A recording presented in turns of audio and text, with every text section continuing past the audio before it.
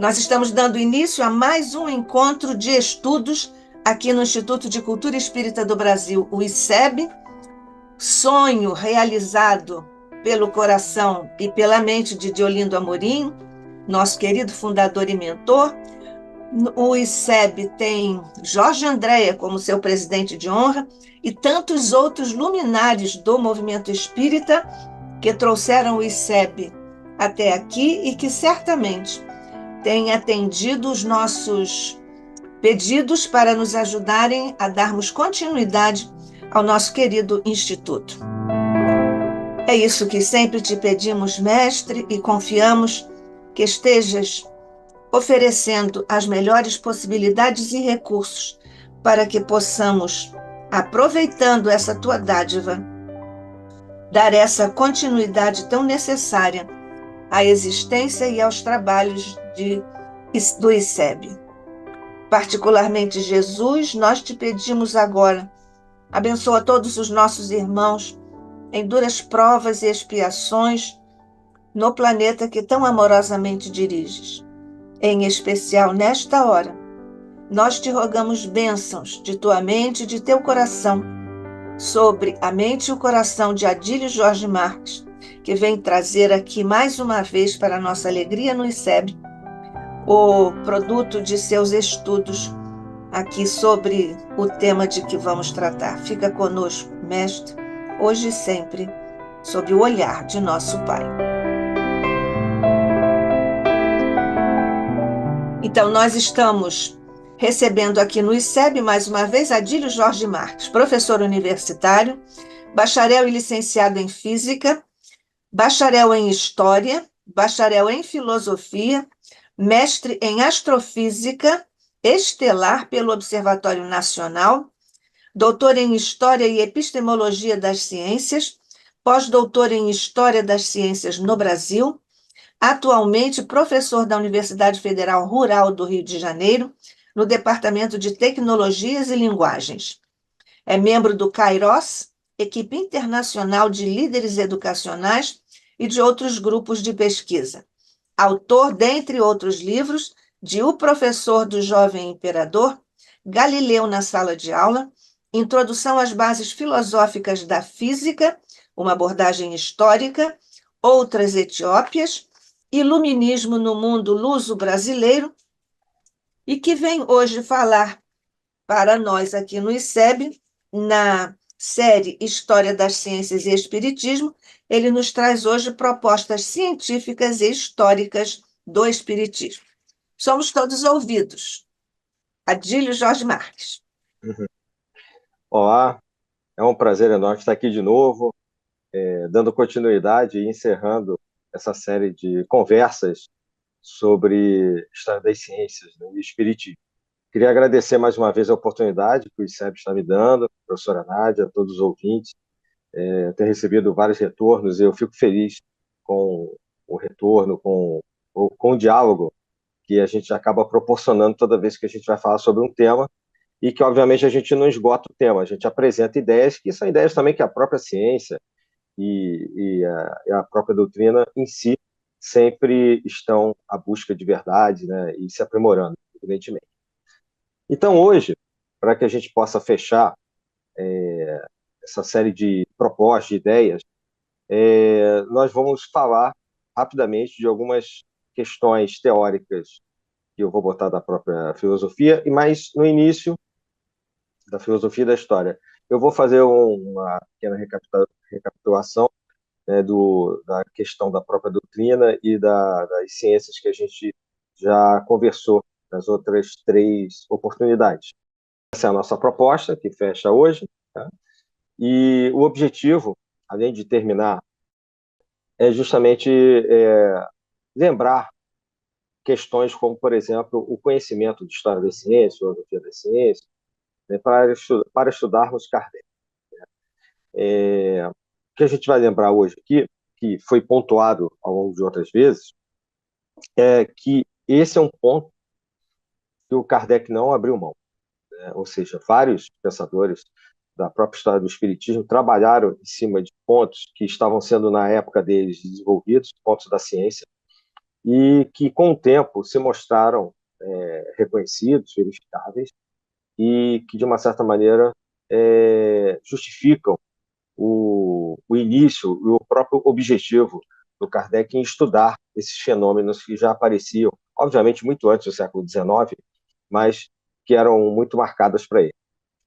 Então, como a gente falou, vamos voltar um pouquinho e lembrar que, a partir do que era entendido como magnetismo em meados do século XIX, o próprio Kardec vai entrar nesse estudo que já era muito comum na França e em outros países também, como os Estados Unidos, como a gente já mencionou, até para que a gente pudesse fazer observação, eles, né, no caso, fazendo observação e catalogação de determinados fenômenos que aconteciam e que, obviamente, não eram tratados pela ciência mecânica, mecanicista principalmente, né, newtoniana, como a questão, por exemplo, das mesas girantes. Esse é um caso histórico assim muito comum, muito estudado, que eu não vou me ater muito, né? Mas o Kardec ele se deteve na possibilidade de catalogar, juntar informações, um material que depois vai se constituir na formação da doutrina, a partir de 1857, né, dessa observação fenomenológica e, obviamente, de toda a forma de pesquisa que nós já falamos a respeito, que é bem conhecida, e que vai estar no Livro dos Espíritos, na sua primeira edição. E, obviamente, que a partir de 1857 e do Livro dos Espíritos, a gente tem outras obras básicas,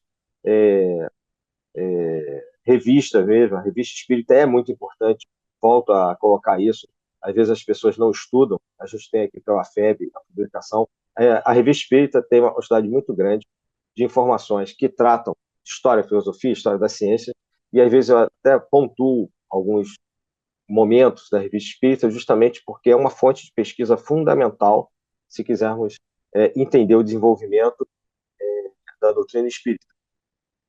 Bom, e essa sistematização, a partir dessas obras escritas e de outros articulistas, autores, né, e diretores da época, constituíram, ao longo da segunda metade do século XIX, e obviamente depois com o século XX, a gente já falou aqui, inclusive com Chico Xavier, e o Brasil tem uma função muito importante, com as obras psicografadas, etc., todo um corpo de tratamento da doutrina e que muitas das vezes vai tocando na questão da história e da filosofia das ciências. Uma questão que podemos retomar é a do magnetismo.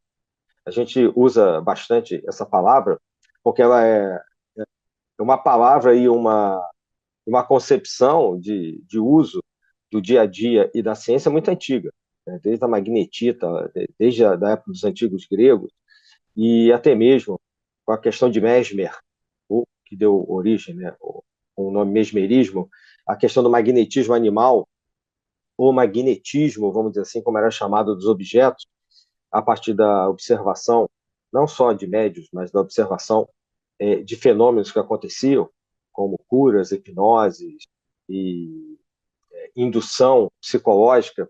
Então, essa questão do magnetismo ela era muito forte na Europa no século XIX. E, obviamente, pelos estudos da eletricidade e do próprio magnetismo, e que hoje, a partir de Maxwell, no final do século XIX, a gente chama de eletromagnetismo, como a junção dos dois conhecimentos, né? Essa questão era muito estudada porque havia entre o magnetismo animal e o magnetismo do objeto uma correlação de se entender o que era isso. Durante muito tempo, no século XVIII, por exemplo, ficou muito evidente, no século XVII, existia uma teoria que era a teoria dos fluidos, ou seja, de que o calor, a eletricidade, o próprio magnetismo, como de um ímã, né, de uma pedra natural, hoje a gente produz ímãs artificiais também, fossem esses efeitos fossem todos chamados de magnetismo, era comum que se fizesse isso, tudo era um magnetismo, ou tudo era chamado de uma substância fluida que explicava, de alguma maneira, aquele fenômeno. Então, o fluido elétrico, né, o fluido magnético, o fluido calórico, o próprio calor tinha essa correlação, porque os corpos vivos emanam calor, e, obviamente, havia já há bastante tempo dentro da física, um estudo aprofundado de todos esses campos do saber, né? E com o mesmerismo, com a questão do Mesmer, isso digamos, se aproxima da história das religiões, das religiosidades, e com o tempo, o próprio Kardec depois vai perceber que era necessário, sim, estudar isso, mas separar os conceitos e aproximar dos conceitos mais contemporâneos da ciência, né? A gente vai ver justamente isso. Ou seja, a ciência ela vai descobrindo a questão da composição da matéria, fazendo um estudo sobre a eletricidade, obviamente também sobre o magnetismo dos objetos magnéticos ou ferromagnéticos, e esses fenômenos vão sendo catalogados, vão tendo suas próprias fórmulas, suas próprias leis explicadas. E a ideia de fluido é abandonada pela ciência, tá? A própria luz era tratada como um fluido, a luminosidade, e a energia dos corpos vivos como um fluido vital também. Principalmente a partir do século XIX, e mais ainda na primeira metade do século XX, essa ideia, obviamente, já estava em abandono, cai por vez, quando se entende realmente a questão da composição da matéria com suas moléculas, com os átomos, depois com a composição desses átomos, que são compostos de outras partículas menores, como os quarks, por exemplo, né, no caso dos prótons e dos nêutrons. Então, isso vai sendo explicado por uma teoria que não precisa necessariamente ser definida tudo como um fluido, ou seja, uma substância ou um comportamento universal para cada fenômeno desse da física, né, ou da natureza. Lembrando que natureza e física aqui são praticamente homônimas, né? A gente uma vez falou, né, que physis, que é natureza em grego, deu origem à palavra física.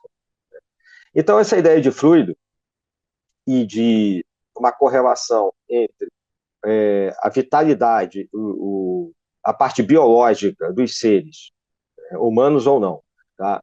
E uma composição elétrica e magnética já vinha sendo estudada há muito tempo. E claro que isso passava pelos estudos parapsicológicos, espiritualistas, principalmente do século XIX.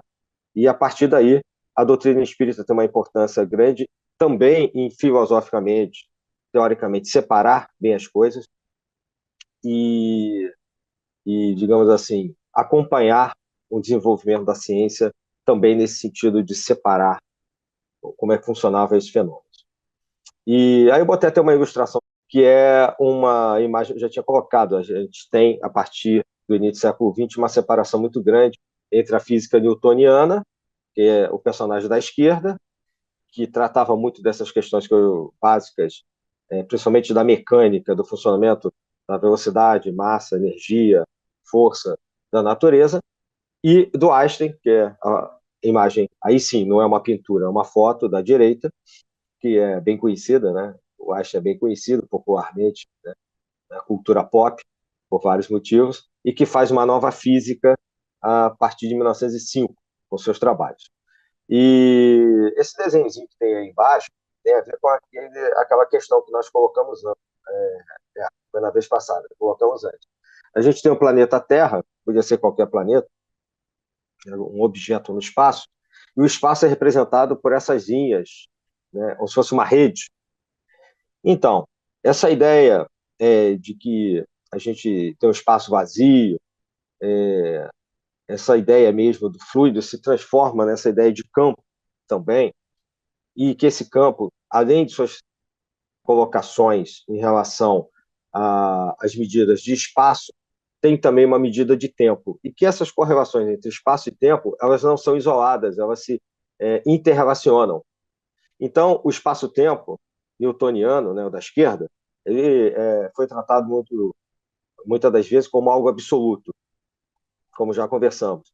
Um tempo que passa sempre da mesma maneira, sempre para frente, um espaço também universal, absoluto, no qual os corpos estão inseridos tridimensionalmente, qualquer corpo, inclusive um grande corpo do universo, né, como uma estrela, um planeta, etc. A gente vai ver depois com os trabalhos do Einstein, nas 2 primeiras décadas do século XX, ou seja, agora, né, 100 anos atrás, cento e pouco, que o espaço-tempo ele é um campo moldável de acordo com a presença de uma massa ali. Quanto maior essa massa, esse campo se deforma, se encurva, e esse espaço-tempo, ele não é universal.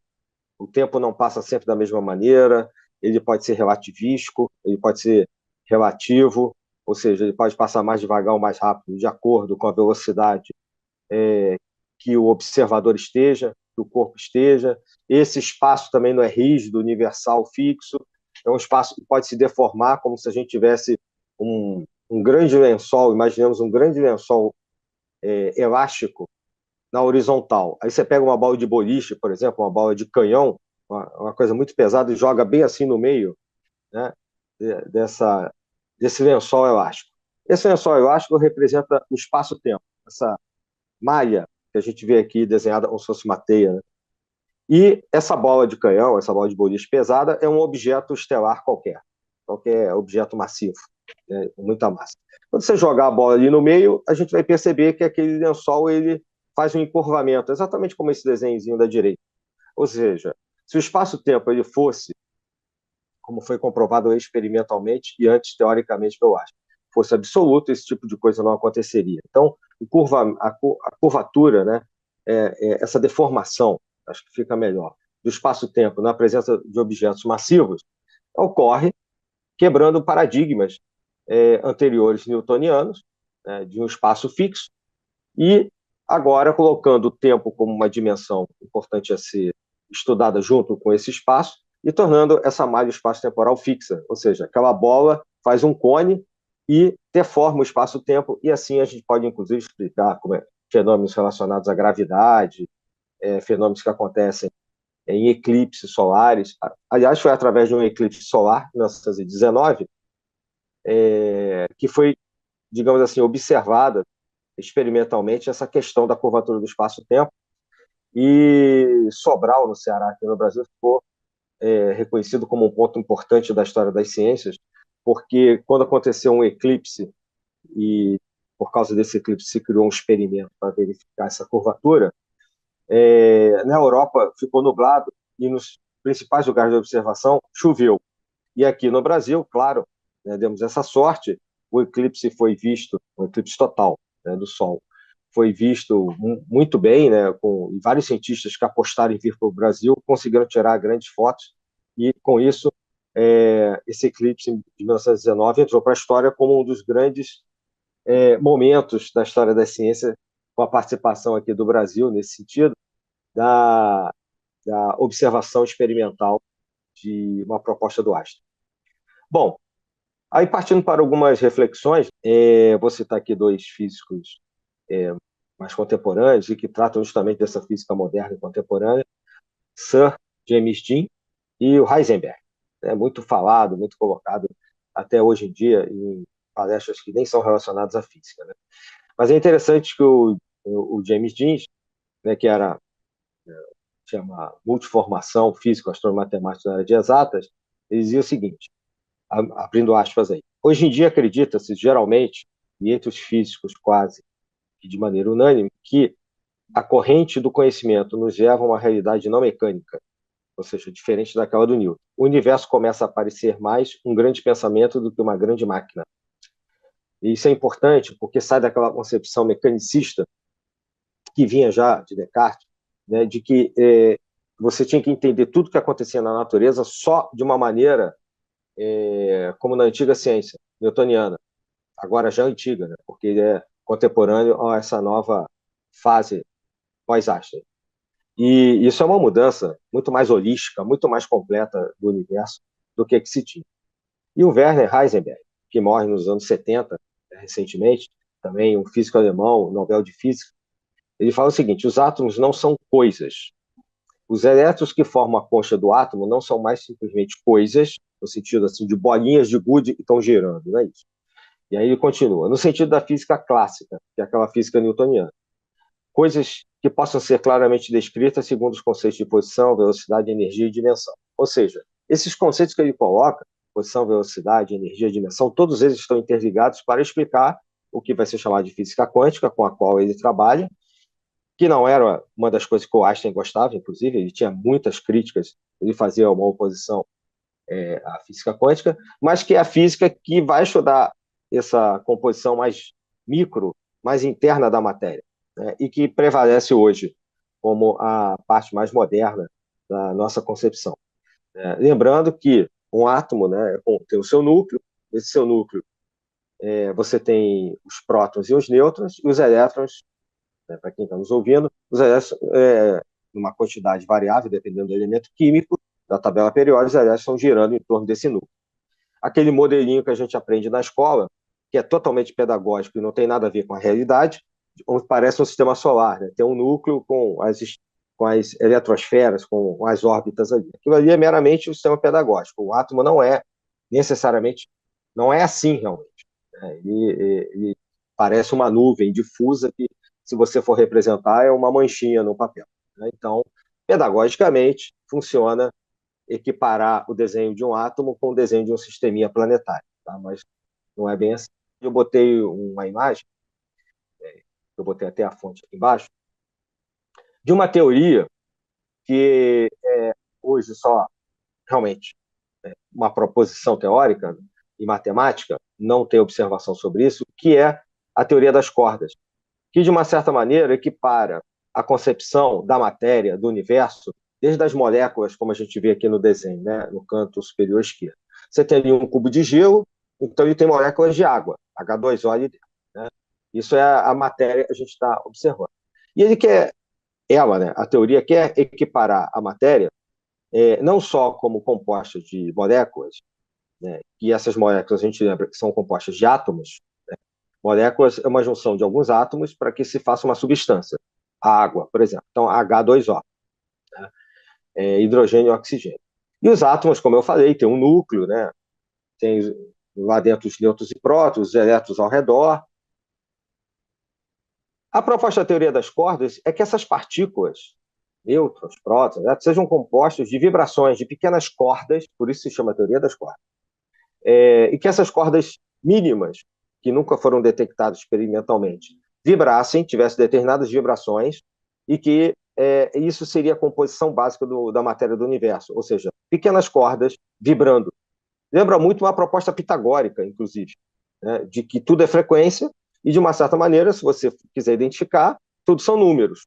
A gente uma vez falou sobre isso, é uma proposta que começa lá com os antigos gregos, acho que foi na primeira série de palestras que a gente fez, falando sobre não só a proposta de Demócrito e outros, os atomistas, 2.500 anos atrás, já se falava sobre átomos, depois a ideia de átomos foi totalmente abandonada pela ciência moderna, né, e pós-renascentista, e só vai se estabelecer de vez, realmente, inclusive com um dos trabalhos do Einstein, em 1905, né? Por incrível que pareça. A gente fala tanto de átomo hoje, inclusive nas escolas, mas não era aceito no século XIX como existindo, porque você não via o átomo, não precisava disso para explicar o funcionamento da física clássica, então isso não era discutido. Mas entender a estrutura da natureza a partir da estrutura da matéria, que é a estrutura do próprio átomo, é importante para o desenvolvimento da física nuclear, da física quântica e, consequentemente, da ciência como um todo, né? Da medicina, da astronomia,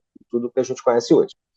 Bom, então, essas pequenas cordas comporiam tudo. Então, os nêutrons e os prótons, a gente já sabe, já sabia, que, na verdade, eles não são partículas finais. Nêutrons e prótons que estão no núcleo do átomo são compostos de outras subpartículas, que são os quarks, que a gente vê aqui embaixo, né? Ou seja, existem 3 quarks para compor um nêutron e 3 pequenas partículas chamadas quarks para compor um próton. E nêutron e próton estão ali no núcleo do átomo. A proposta da teoria das cordas é que tem mais uma divisão, tem mais um passo, ou seja, de que esses quarks são pequenas cordas, esses elásticos que estão aqui representados no desenho, uns elásticos assim fechados, que estariam vibrando. Por que é só uma teoria? Nunca foi comprovada, nem experimentalmente, nunca se achou uma corda, nunca se identificou, mesmo os aceleradores de partículas como a gente tem hoje, na Europa, nos Estados Unidos, nunca se identificou uma corda. Então, essa teoria tem uma vantagem. Ela consegue unificar várias propostas da física que as observações e as teorias hoje, independentemente, não fazem. Então, por exemplo, existem forças na natureza que são explicadas separadamente. né, a força que une o núcleo dos átomos, a força forte, a força da radioatividade, né, a força fraca, a força eletromagnética e a força gravitacional. São as 4 forças básicas da natureza. Nós não temos uma teoria unificada da física, ou seja, essa teoria unificada que o Einstein morreu procurando, estava escrevendo sobre ela, pelo que se diz, não sei se isso é uma lenda, mas ao que parece ele estava tentando escrever alguma forma, alguma teoria que unificasse essas 4 forças no leito do hospital, quando ele faleceu. A gente não tem uma teoria unificada para isso. Mas a teoria das cordas matematicamente consegue fechar essa proposta.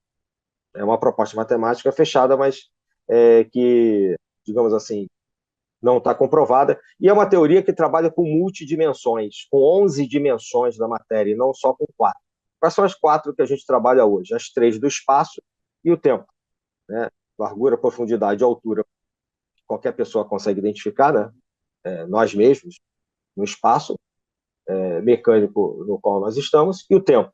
Então, na verdade, a gente já vive numa quadridimensão. Né? Já trabalhamos com 4 dimensões. A teoria das 4 trabalha com 11 dimensões. 10 do espaço e uma do tempo. Né? E o que mostra a sua complexidade, não só matemática, mas de entendimento. Ou seja, essas cordas estariam numa outra dimensão, numa outra forma de apresentação. Estou mostrando aqui como curiosidade, porque pessoas que assistiram também, inclusive, as outras apresentações, me perguntaram sobre isso. Então, é uma proposta que pode aproximar os antigos pensadores gregos das propostas mais interessantes, mais modernas, inclusive, da filosofia das ciências, da filosofia da religião, inclusive. A gente já falou sobre isso, mas não custa, é sempre presente, literalmente, né? Falando, na minha opinião, falar da relação espaço-tempo, né? E tratar do tempo como uma relação constante de um eterno presente, que é o agora, que é essa linha horizontal, no qual esses bonequinhos somos nós, formando esses cones de tempo, ou seja, a proposta do que vem para o futuro em relação a tudo aquilo que a gente já recebeu no cone do passado. Eu acho que é sempre importante, porque até se trabalha muito com isso hoje na psicologia, né, e várias outras propostas, e todo ansioso, né, ele está sempre preocupado com algo que ainda nem aconteceu, que é um futuro que é um vir a ser. Né? E muitas questões mentais, psicológicas, de depressão e etc., que as pessoas apresentam, é um eterno apego ao passado, ao que já foi e que não muda. Tá? O hoje é o importante. Tá? Então, mesmo na ciência, a gente entende que nesse mar de possibilidades, ou seja, nesse mar de ondas quânticas que nós temos como possibilidade de tomadas de decisão todos os momentos, a cada micro momento, não vou nem dizer segundo, a cada partícula de tempo no qual estamos inseridos, ou que nós temos para tomar nessas decisões, esse eterno presente, que é um tema até de filmes, etc., é aquilo que nos move e que nos faz realmente mudar, e que pode, inclusive, interferir, né, que a gente chama de karma e etc., porque não adianta, você não vai mudar o passado, e você só vai mudar o futuro se você mudar o agora. Então, essa proposta, que parece uma proposta muito solta, filosófica, não é. Ela é uma proposta que, de uma certa maneira, une o pensamento macro e micro da sua visão de natureza e que, de uma certa maneira, nos faz adentrar em várias possibilidades filosóficas de discussão. E que já tínhamos falado, inclusive, sobre isso também. Né? Então, uma outra questão que se tinha em relação a todo esse espaço e tempo, e que era colocado nos congressos espíritas do século XIX, mesmo no início do século XX, essa questão de penetrar em corpos opacos que o espírito teria, né? Ou seja, de interagir e influenciar de maneira não convencional, como a gente observa pelos nossos sentidos comuns, né? Nosso mundo sensível. Justamente por isso é que aquelas questões relacionadas a campos de força, a determinados fenômenos eletromagnéticos começaram a ser estudados, porque ninguém duvida que uma onda eletromagnética esteja nos atravessando, isso já era conhecido. Né? Nós temos sinais de rádio, televisão, satélites, celulares, e ninguém está vendo uma onda eletromagnética passando, mas as coisas funcionam, né? Inclusive no sentido de uma tecnologia mais avançada, como GPS, etc.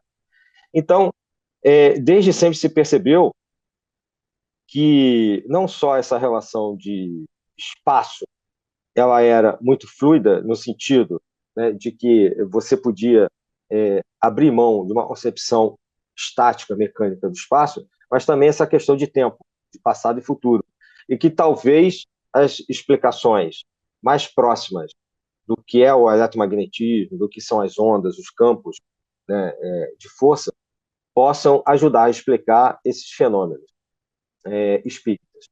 Bom, a gente vai encontrar vários pesquisadores que, ao longo do tempo, no século XIX mesmo e no século XX, trataram de juntar esses, eh, esses conceitos físicos tão importantes que desenvolveram a ciência com a explicação espírita, né, de que o espaço-tempo, por exemplo, seja completamente outro.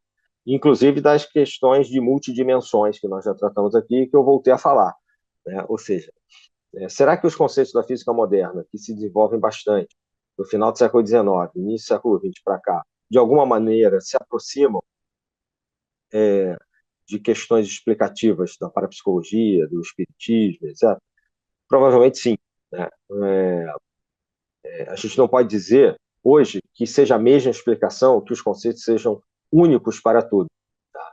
Mas algumas questões que são estudadas parecem mostrar uma evolução, né, de conceitos que una lá na frente as ciências com a filosofia das religiões. Aí, como eu falei, apresento aqui, né, mais uma vez, a Revista Espírita. Pego aqui de 1868, do próprio Kardec, uma citação. E lembrando que o Einstein faz o trabalho Tempo em 1905. Essa aqui é uma citação de 1868, no caso, em que aparece o seguinte: baseamos-nos no fato de que o tempo é relativo. Esse grifo é meu. Tá? De que ele não pode ser apreciado senão em termos comparativos em relação aos pontos de referência obtidos na revolução dos outros. E esses termos variam conforme os mundos, porque fora dos mundos o tempo não existe. Não há parâmetro para medir o infinito. Se nós formos interpretar aqui, mesmo e rapidamente, né, superficialmente, esse texto, que é pequeno, a gente já observa várias correlações com aquilo que foi se desenvolvendo bem depois dessa citação, bem depois de Kardec, até mais ou menos os anos 30 do século XX, com o desenvolvimento da própria física moderna e contemporânea, da quântica, etc. Essa questão do tempo, que já era discutida na doutrina, fica clara depois pela ciência e é totalmente relativo no sentido mesmo de não estou aqui igualando os dois campos de saber, mas no sentido de que tudo a gente explicou é comprovado, ou seja, não há um tempo fixo, absoluto e etc. E que tudo que você vai ter em relação a um outro ponto no espaço-tempo vai depender da referência que você tem na sua própria consciência, inclusive, da forma como você está dentro desse universo, desse espaço-tempo, como você se relaciona com o mundo que te cerca.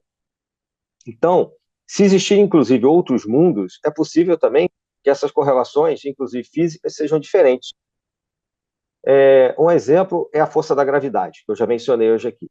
A gravidade ela é maior quanto maior é o tamanho do planeta. Quanto mais massa um objeto tem, maior é a interação gravitacional. Então, isso foi dado pelo Newton lá atrás, né, a famosa expressão da força gravitacional do Newton entre duas massas. Então, uma civilização que esteja num planeta, por exemplo, com uma gravidade maior, um pouco maior do que a nossa, a composição física já vai ser outra. Nós não descobrimos outras civilizações, mas uma forma de vida qualquer, mesmo que não seja então uma civilização, né? Então, tudo isso vai mudar, né, de acordo com o plano físico, mas no sentido mais macro, de qualquer maneira, essa questão do tempo continua sendo uma concepção, ao que tudo indica aqui pela citação do Kardec, muito como a gente vê, né, e da nossa própria consciência. É bastante daquilo que o Bergson também coloca, que a gente já citou aqui várias vezes, o Henry Bergson, um filósofo, sobre a forma como a gente se coloca no mundo a partir da forma como a gente vê esse mundo. né? E, de uma certa maneira, se há um eterno presente, como naquele desenho dos cones que eu botei, esses parâmetros tendem a ser sempre infinitos, né? Não existe um tempo realmente, né? O tempo em si, se você for pensar no todo, ele é infinito, assim como o próprio espaço, né? Então, tem muita coisa nesse texto aqui do Kardec que de uma certa maneira, você pode entender como uma antevisão de questões científicas que se desenvolveram depois, mas também dá margem a uma discussão, só esse trecho aqui, a uma longa discussão filosófica da própria física e da própria ciência psicológica e religiosa, das religiosidades também. A questão que nós já comentamos, né, da quântica e do espaço-tempo, é interessante que a gente observa que essa física moderna parece sugerir que há uma conexão entre as partículas, entre os campos do universo, uma conexão que transcende aquilo que a gente normalmente está acostumado a ver pela nossa consciência. Aí eu coloco um exemplo aqui. É o exemplo que, na minha opinião, se aproxima assim bastante de questões mediúnicas até. O entrelaçamento quântico. Eu, lendo aqui, o entrelaçamento quântico é percebido quando acontece um fenômeno no qual duas partículas da matéria, por exemplo, elétrons, fótons, que são partículas de luz, ficam interligadas de uma forma especial. Ou seja, mesmo estando separadas por grandes distâncias, uma partícula afeta a outra de maneira instantânea, de maneira que parece que elas estão se comunicando mais rápido do que a luz. Então, só tem um entrelaçamento entre dois fótons, um aqui e outro na Lua. Se eu mexo no daqui ou da Lua, parece que percebe essa conexão e muda. Esse entrelaçamento, obviamente, tem toda uma explicação, não é nada paranormal, etc. Tudo isso que tem na quântica é matematicamente, experimentalmente, em grande parte comprovado, se não tudo, né? Mas a gente percebe que aqui há uma quebra de um paradigma de novo. Um dos paradigmas que a gente tem de maior velocidade do universo é a velocidade da luz. Isso consta pelo próprio Einstein como uma das regras básicas da relatividade. Só que se eu tenho uma movimentação instantânea entre uma partícula A e uma partícula B, isso é muito mais rápido do que a luz. Isso se parece, equivale com uma questão como o pensamento. Por exemplo, se eu pensar agora na superfície da Lua que eu já tenha visto, né, em algum filme, em alguma foto, eu posso me projetar lá mentalmente, né? Isso vai muito além da velocidade da luz. Se eu pensar no Sol, por exemplo, a luz solar leva 8 minutos para chegar aqui. Se eu pensar na superfície solar, numa imagem que eu já tenha visto, eu faço isso instantaneamente. Eu não levo 8 minutos pensando até que o meu pensamento fixe na superfície do Sol. Então, essa transgressão do espaço-tempo é interessante no sentido de que é possível, ou talvez estejamos à beira de superar vários paradigmas com o desenvolvimento da ciência, e que vai nos levar, acredito eu acho que a gente vai se aproximar a um conhecimento, a uma explicação muito mais razoável, né? Vamos ter uma proximidade muito grande com questões mediúnicas que o Kardec colocava e até mesmo fazem parte da consciência humana, que era estudado de maneira meio marginal. Tá? Então, esse aqui é um exemplo que eu coloquei. Eu cito a superposição, né? Ou seja, o fato de uma partícula, pode ser um elétron, um fóton de novo, né, possa existir em variados e múltiplos estados ao mesmo tempo, né, em condições de espaço-tempo diferentes. Isso, mais uma vez, quebra, né, o paradigma, né, de uma ideia de uma realidade que seja fixa, objetiva, né, e que, na verdade, nos coloca à frente de uma natureza e pode ser muito mais complexa do que aquilo que a gente imagina, né? A questão da barreira de energia, por exemplo. Você tem uma barreira de energia e vamos supor, no ponto mais um, e você tem uma partícula com uma energia, por exemplo, 0,5, a metade. Ela consegue, de algumas formas da física, a gente consegue fazer com que essa partícula com menos energia passe por essa barreira e siga o seu caminho, né, superando uma barreira de energia que ela não poderia superar. É uma maneira não convencional de atuação da matéria, que a gente vê em partículas individuais, e que fere o paradigma normal macroscópico da física mecânica também. Ou seja, se você tem um muro muito alto, você é mais baixo que o muro, você não consegue ultrapassar o muro. A verdade é essa. Em termos quânticos, você consegue forma de fazer com que uma partícula saia de um lado e a mesma informação apareça do outro. Então, esse tipo de coisa que parece uma materialização, por exemplo, que se consegue com uma partícula, com um fóton, um elétron, caminha, claro, num tempo muito mais à frente, para uma possibilidade de novas explicações para o funcionamento da natureza. Eu vou tentar ser um pouquinho mais rápido agora para a gente avançar um pouco mais. Eu botei Adílio, aqui um essa esquema. questão, desculpe, Adílio, essa questão, então, explicaria o transporte, o fenômeno de transporte? Sim, sim, explicaria. Exatamente. E aí foi aquilo que eu estava conversando com o Carlos, né, o nosso amigo, sobre o teletransporte que a gente vê em filmes de ficção científica. Star Trek, por exemplo, né? Então, uma pessoa lá no filme entra numa cápsula de transporte e sai da nave e aparece na superfície do planeta totalmente recomposto. A gente consegue, de uma certa maneira, fazer isso com uma partícula. Só que o nosso corpo tem trilhões, 4 trilhões de partículas, né? E elas estão arrumadas de uma maneira que compõe o seu corpo, né? O seu cabelo, os seus olhos, naquela cor, e etc. Tal. Desarrumar essa composição de um lado e arrumar essa composição completamente igual e mantendo a consciência que entra na questão espírita aqui, né? Exatamente igual, se materializado do outro lado, sendo rearrumada toda quanticamente do outro lado, é que é o grande desafio. Porque a complexidade do arranjo de informações que você precisa para pegar algo, né, com uma equação com 4 trilhões de variáveis e, digamos assim, reapresentar ela no outro lado com essas mesmas, né, quase infinitas informações, todas arrumadinhas no mesmo lugar, que é o grande desafio. Fazer com uma é uma coisa, fazer com 4 trilhões, trilhões é outra. Né? Mas tem a ver com isso, sim. E a gente estava conversando sobre essas questões, que a ficção científica é uma proposta do cinema justamente de propostas avançadas da ciência. E muitas questões que eram ficção, hoje já nem são mais ficção. Né? Então, é isso mesmo.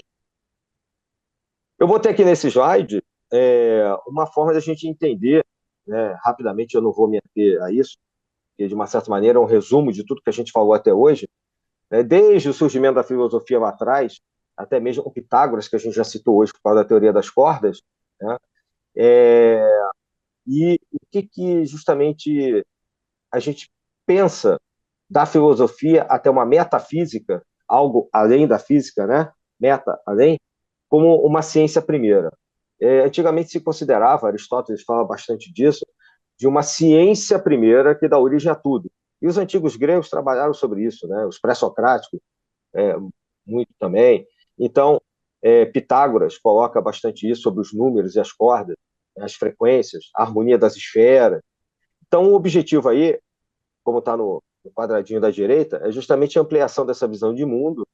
E qual é o objetivo da filosofia? Além da ampliação, uma sabedoria de vida e a concepção racional do universo. Então, a filosofia vem trazer justamente uma tentativa de explicação racional e que depois vai se transformar em várias outras ciências.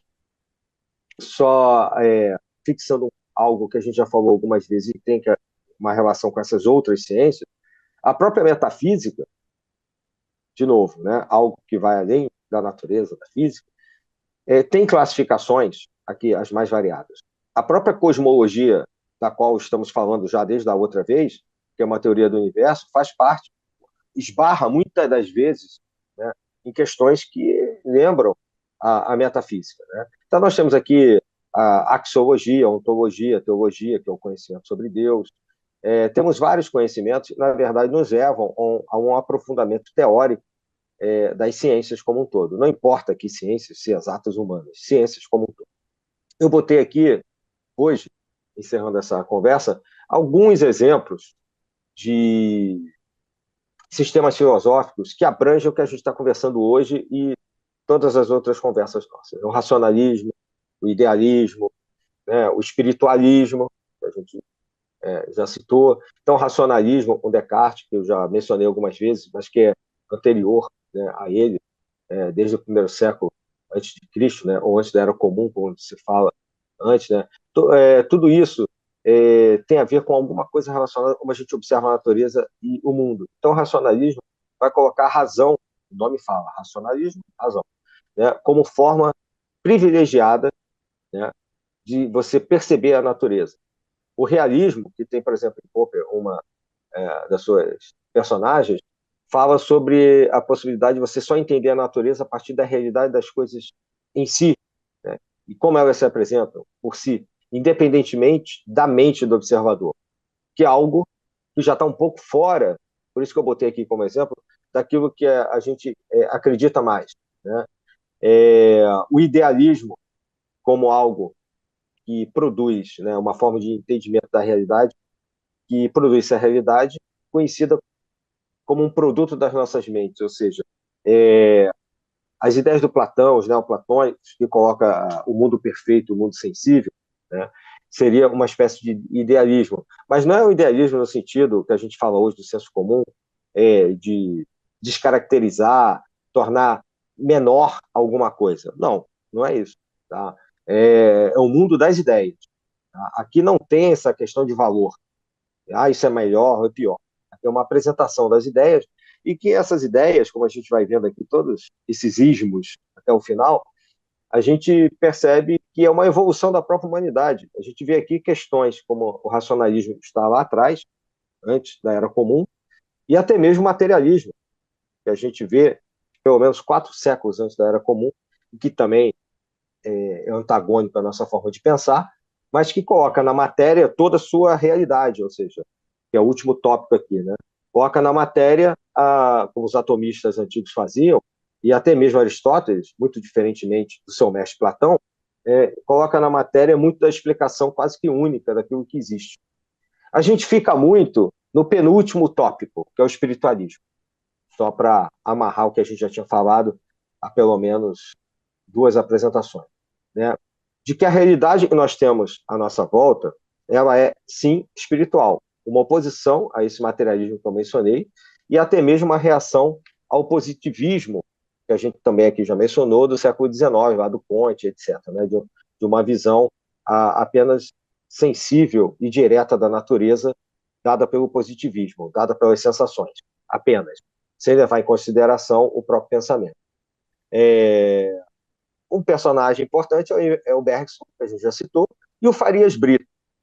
Farias Brito é um filósofo brasileiro, infelizmente pouco estudado, que merece uma atenção, por isso que eu estou colocando assim, aqui, né, assim como uma sugestão, né, assim como o Bergson, na minha opinião, merece ser muito mais estudado e sem preconceitos, tanto um quanto o outro. Tá?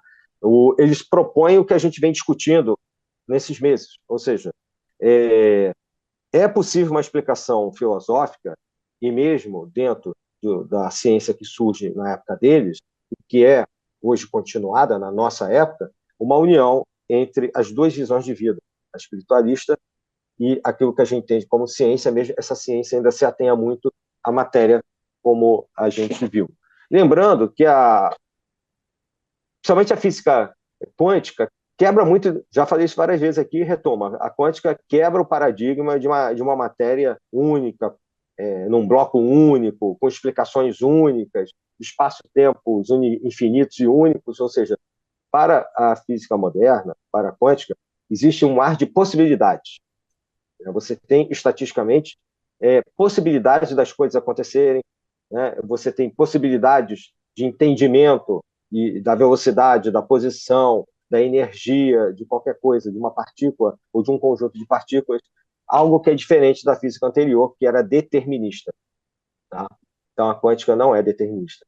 Tá? Ela é de possibilidade. Que era a discussão que o Einstein tinha, né? O Einstein teve um debate constante com os quânticos, porque ele fez aquela famosa seguinte frase, né? Deus não joga dados com o universo. Né? Ele acreditava em Deus, assim como outros físicos quânticos também, não todos. E os que não acreditaram, no final da vida, muitos passaram a crer, né? Esses físicos quânticos. E Deus não joga dados com o universo, o que ele está querendo dizer com isso? Quando você joga dados, você trabalha com possibilidades. Você trabalha com possibilidades estatísticas. Quantas vezes vai sair o número 1 num dado? Vamos supor que sejam 2 dados. Então, tem 6 faces. Quais as possibilidades que saia tudo 1 tudo 6, um 6 e um 5 sempre, ou quantas vezes. Tudo isso, na cabeça do Einstein, faz com que a explicação da quântica se torne a matéria totalmente aleatória. E aí o debate com os quânticos é justamente que, para eles, essa questão não determinista, ou menos determinista, e mais, entre aspas, estatística, não seria aleatória no sentido, né, só de uma jogada sem um entendimento, pode fazer explicar os fenômenos que eram observados. Né? Porque realmente, a gente já falou aqui, né, um elétron, por exemplo, um fóton, ele pode se comportar tanto como partícula, mas também pode se comportar como onda, depende de como o experimento esteja sendo feito. Um elétron é uma partícula ou uma onda? Né? Então, essa dualidade, essas possibilidades de manifestação da matéria, e onda se comporta de maneira diferente, né, de uma partícula, que motivou essa discussão, e são realidades diferentes, né? Entre o mundo macro, onde o que é uma partícula aparece para mim como uma partícula, e o que é uma onda só aparece para mim como onda. Mas no mundo micro, as coisas se confundem. E aí é o que a teoria das cordas tenta fazer, juntar essas duas ideias numa coisa só, né? Porque a gente vê a partícula, mas as cordas são acústicas também, elas são ondas, são vibrações. Então essa é uma discussão que segue ainda, né, na história das ciências, na filosofia das ciências. Só uma lembrança aqui dessa discussão, dessa famosa frase do Einstein, né? Deus não jogaria dados com o universo. E ele realmente morreu acreditando nisso, né? Eu aqui coloco só essa questão do que é realmente o caráter científico, né, que vem desde a palavra scientia, do latim, para aquilo que a gente discute, né, na história das ciências, na filosofia das ciências. Alcançar a verdade dos fatos pela pesquisa com métodos e técnicas apropriados. Tá? Então, você tem características para fazer isso. E, de uma certa maneira, foi essa metodologia que o Kardec usou para compor o Livro dos Espíritos. Todo mundo sabe disso, já falamos também. Né?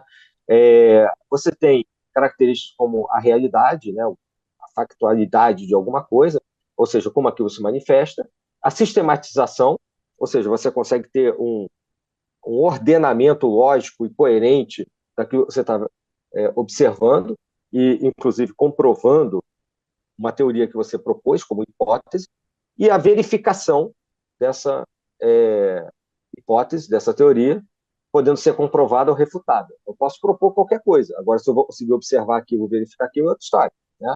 Senão a gente está sempre no senso comum, né? Aquela questão de que qualquer um faz qualquer coisa, né? Que é muito o que o fake news hoje trabalha. E ser falível também, né? Que se colocou esse último tópico de algo ser falível, ou seja, porque para muitos cientistas a ciência não é perene, ou seja, ela está sempre numa proposta de mudança de paradigmas, como Thomas Kuhn já colocou para a gente, e eu apresentei aqui numa outra vez. Ou seja, de uma certa maneira, a ciência busca explicar o que a gente chama de método científico. Você observa os fatos, faz hipóteses, como eu falei, verifica e conclui sobre aquilo. Tá? Bom, o que é ciência, a gente já falou, é um resumo, né? Demonstração, descrição e uma autocorreção dessas verdades, lembrando que essa verdade é sempre uma busca, como o próprio Kardec colocou, e a ciência não é diferente disso, uma busca constante de um aprimoramento desse conhecimento. Tá? Então, há um caminho, um método. O método é justamente, tem a ver com a busca de um caminho, como a própria palavra coloca, para se entender a natureza no incerto. A gente chega numa palavra que é episteme, que dá em epistemologia, e que eu mencionei na primeira apresentação e fecho hoje, né, com isso, né, de novo, com essa palavra, que é um termo tratado no capítulo 1 da Gênese, de Kardec, né?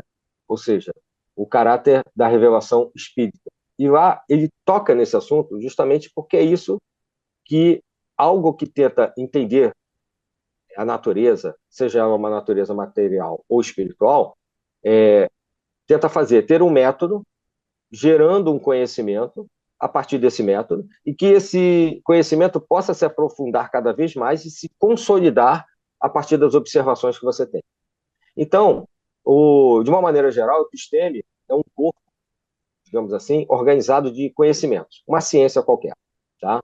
Uma reflexão geral em torno da natureza, pode ser, com etapas e limites do conhecimento humano, e nessas relações se estabelece entre sujeito e objeto. Lembrando, essa relação entre sujeito e objeto é a forma básica das ciências. Eu observo alguma coisa que está acontecendo, eu sou o sujeito, o objeto é algo que está inserido na natureza, e eu dialogo com essa outra polaridade de maneira cognitiva, ou seja, pelo meu conhecimento, pelo meu entendimento. Tá? Então, a teoria do conhecimento, que é o que a gente chama de epistemologia, ou um discurso sobre a ciência, é justamente o estudo crítico, racional, das ciências naturais, matemáticas ou das ciências como um todo. Tá? Então, na verdade, a epistemologia começa lá atrás, com o Platão, com os antigos gregos, e Platão aprofunda bastante isso, bem antes de Aristóteles, e eu coloco aqui a questão do Galileu, porque o Galileu é um marco, ou seja, Galileu, para a história das ciências, é o camarada que fez uma revolução chamada Revolução Científica, mudou a forma de entendimento da natureza. O que isso quer dizer? Ele sai daquela questão de observação da natureza apenas descritiva e ele junta a matemática, que ele diz que é a linguagem da natureza, como uma forma de explicar o que está sendo observado no mundo físico e no mundo astronômico. Ou seja, ele abandona uma concepção dogmática de observação da natureza, principalmente aristotélica, que foi estabelecida muito pelo pensamento da Igreja Católica, principalmente por São Tomás de Aquino, e ele passa a usar uma descrição sempre constante e imutável da natureza e que pode ser descrita essa natureza não só por teoria, mas também pela quantificação matemática. Então, ele elege a matemática como a linguagem das ciências. E é isso que acontece até hoje. Né? Ou seja, eu não vou só acreditar que a Lua é redonda, perfeita e totalmente branca. Ele virou uma luneta, que era usada como um sistema, um objeto militar, virou para o céu e foi olhar a Lua. Não, a Lua tem crateras, tem rachaduras, não é totalmente esférica. Aí ele desenhou, a gente tem os manuscritos dele. Ou seja, o que eu observo na natureza tem que passar pelo crivo de um método, de uma observação. Então, Galileu é muito importante, por isso eu coloquei ele. Eu menciono o caráter epistemológico da doutrina, né? Que é basicamente o seguinte: afirmar a existência do espírito como princípio independente da matéria e sua sobrevivência após a morte. Já falamos até em relação ao Bergson isso, né? A imortalidade do espírito, ter uma perspectiva deísta aí, colocando Deus como a causa primeira, a questão reencarnacionista também, de uma pluralidade das existências, de possibilidades de vida, a comunicação com o mundo espiritual, a lei de causa e efeito, a pluralidade dos mundos habitados, a concepção tríplice do homem, corpo, perispírito e espírito, a evolução em vários planos da natureza, ou dos vários, né, do e em planos da natureza, a responsabilidade individual continuada, e Jesus como guia e modelo da humanidade. A questão do modelo aí é importante. Isso aí as pessoas às vezes deixam passar. E coloco aqui duas citações do Gabriel Delane, que eu vou ler, eu acho interessante. O Espiritismo deixa de parte as teorias nebulosas, desprende-se, dos dogmas e das superstições e vai apoiar-se na base inabalável da observação científica. Aí está na obra O Espiritismo perante a Ciência. Então, ele já coloca aqui uma questão do próprio Kardec, apoiar-se na base inabalável da observação científica, ou seja, um método. E no fenômeno espírita, uma outra citação que eu acho interessante: o espiritismo é uma ciência cujo fim é a demonstração experimental, né, de novo essa palavra, como está na questão do método científico, experimental da existência da alma e sua imortalidade, por meio de comunicações com aqueles aos quais impropriamente se tem chamado de mortos.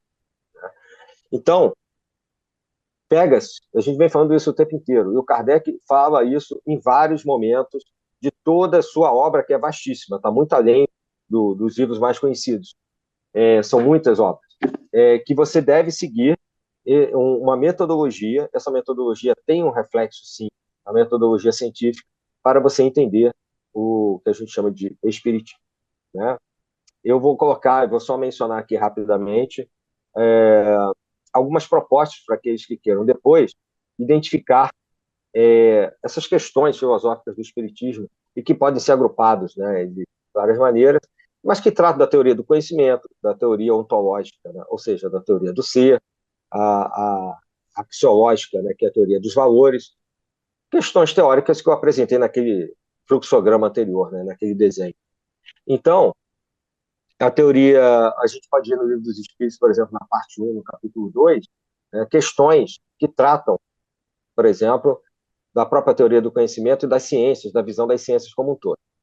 Sobre a teoria do conhecimento e a epistemologia, a gente tem, por exemplo, no Livro dos Espíritos, na introdução, no capítulo 1, no Evangelho segundo o Espiritismo, lá no item 2 da introdução, no Livro dos Médiuns, primeira parte, capítulos 3 e 4. Então, só sobre a epistemologia, a gente tem várias citações, pegando aqui só os livros mais conhecidos de Kardec, né?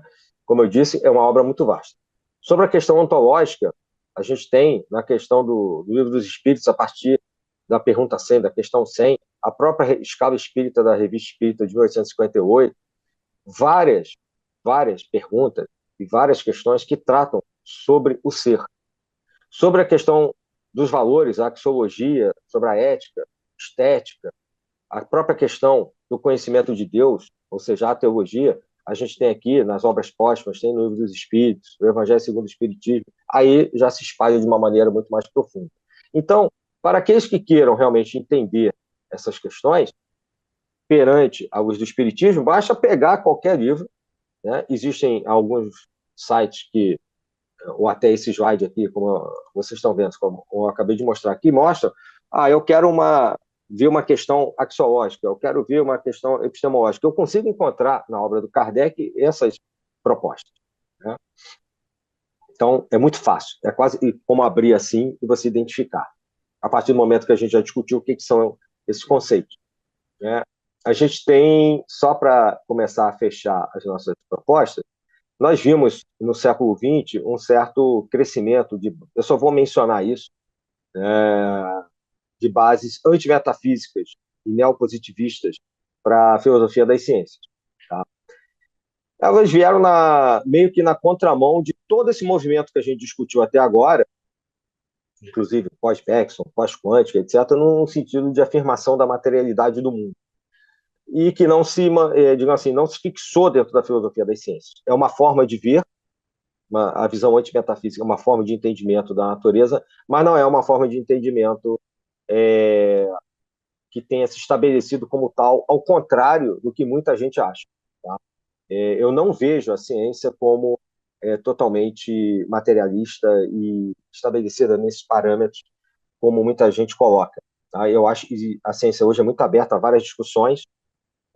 Claro, existem pessoas que não aceitam determinadas proposições mais idealistas, ou mais espiritualistas, ou mais ou menos racionalistas. Por isso que eu botei aquelas teorias para vocês verem, né? Você pode entender o que são essas palavras lendo aquele slide que eu botei. Mas eu não acho que a ciência tenha se estabelecido totalmente numa base antimetafísica hoje, tá? Como foi o caso do Círculo de Viena. Caminhando para o nosso final, tá? A gente vai começando a concluir, e, na verdade, eu não vou concluir nada, eu vou deixar reflexões, porque nós não temos um fechamento sobre tudo isso que a gente vem conversando ao longo de meses, né? E, na verdade, é uma brevíssima exposição mesmo, porque é um tema que não se esgota, né, assim, dessa maneira, né? Então, o que a gente pode depreender? Que existem leis que regem essas realidades da matéria, leis que vão além do espaço-tempo, né? Realidades da matéria que estão dentro desse nosso espaço-tempo, que podem ser, inclusive, entendidas de outra maneira, de acordo com a nossa consciência. Exemplo muito banal, e realmente é ainda superficial, como é que a gente percebe o tempo passar de forma diferente de acordo com a nossa atenção. Quando a gente, por exemplo, está distraído, como o tempo passa para a nossa consciência de uma maneira, e quando a gente não está, ou estamos entediados, por exemplo. Então, isso é tudo muito relativo, nesse sentido. Tá? O que a gente coloca aqui também é uma possibilidade de propostas realmente de comprovação de muitas existências de planos espirituais, né, de mundos espirituais, e com leis que não são aquelas que a gente se acostuma a ver na materialidade cotidiana, no nosso mundo quadridimensional dado pela consciência como a gente entende esse mundo. Mais uma vez. Voltamos ao Bergson, né? Nessa minha conclusão, falei dele várias vezes, né? E, então, como ele nos colocou, se as teorias metafísicas não conseguiram abarcar ainda, né, a natureza da realidade espiritual, isso se deve a confusões que o nosso raciocínio mal formado criou, né? Então, a gente vê frases parecidas com essa no Kardec, né? Ou seja, não é porque eu não entendo alguma coisa que alguma coisa não existe. Isso porque o intelecto, por ter se desenvolvido a partir da experiência sensível, né, de como a gente se relaciona com o mundo, né, pode estar voltado para a realidade pragmática, e estar, aliás, voltado para uma realidade pragmática, para as coisas da matéria sensíveis, e, portanto, não está voltado ainda hoje para abarcar a natureza da realidade espiritual. A gente é acostumado a ver as coisas de uma maneira muito igual, e é muito cômodo para o nosso lado psicológico nos acostumarmos a ver sempre o mundo da mesma maneira. A gente começa a perceber que, mais uma vez, a consciência e a realidade se interrelacionam, e que o mundo que nos cerca não é necessariamente um mundo fixo, de uma única explicação. Partindo para uma conclusão mesmo, eu coloco aqui algumas citações que eu não vou ler, né, vocês podem ler, né, mas que tratam justamente sobre a explicação lógica dos fatos. E eu achei frases assim que eram interessantes, tanto do Livro dos Espíritos, como o que é o Espiritismo, do Kardec. Então, por exemplo, o Espiritismo, em sua mais simples expressão,